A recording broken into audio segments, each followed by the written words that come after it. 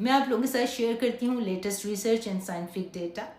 As an American board certified gynaecologist हमें एकॉग और नैम से जो है गाइडलाइंस आती रहती हैं नई रिसर्च को अप टू डेट करने के लिए। वो हमें स्पेशलिस्ट के तौर पे भेजते हैं, तो वही चीज़ मैं आपके साथ शेयर करती हूँ।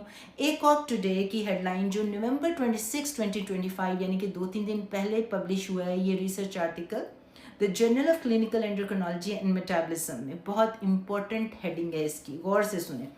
Women with thyroid dysfunction before during pregnancy may have increased risk for offspring with autism spectrum disorder। यानी कि जिन खवातीन को थायराइड इशू होता है ड्यूरिंग यानी कि प्रेगनेंसी के दौरान या प्रेगनेंसी से पहले, उनके होने वाले बच्चे को खतरा होता है ऑटिज्म का। अब डिटेल पढ़ें इसकी।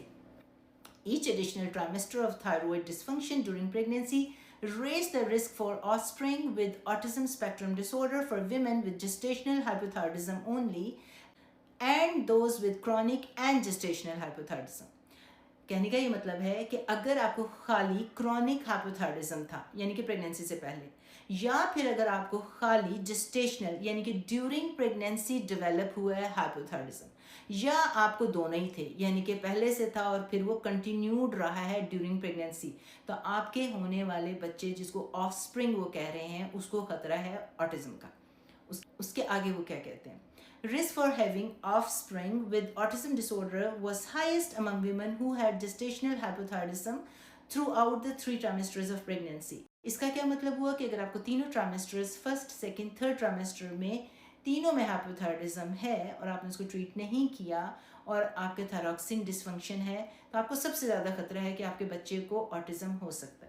ऑटिज्म तो एक ऐसा टॉपिक है कि इसके ऊपर बेतहाशा रिसर्च हुई है और रिसर्च होती रहेगी, लेकिन एज ए वुमेन आप क्या कर सकते हैं कि अगर आप प्रेगनेंसी प्लान कर रहे हैं तो प्रेगनेंसी से पहले देख लें कि आपका थायराइड ग्लैंड बिल्कुल नॉर्मल है, उसकी टेस्टिंग करवा लें। और अगर आप प्रेग्नेंट हो गए हैं तो हर इंडिविजुअल जो ट्राइमेस्टर है उसमें ज़रूर अपने थायराइड ग्लैंड की टेस्टिंग करवाते रहें, क्योंकि अगर शुरू में नहीं भी है, हर आने वाला जो ट्राइमेस्टर है उसमें अगर आपको थायराइड डिसफंक्शन हो गया तो it puts your offspring at the risk for autism. नई रिसर्च होती रहेगी, आपके साथ शेयर करते रहेंगे, लेकिन कम से कम अपने आने वाले बच्चे की हेल्थ के लिए अपने थायराइड ग्लैंड का तो आप ख्याल रख सकते हैं ना।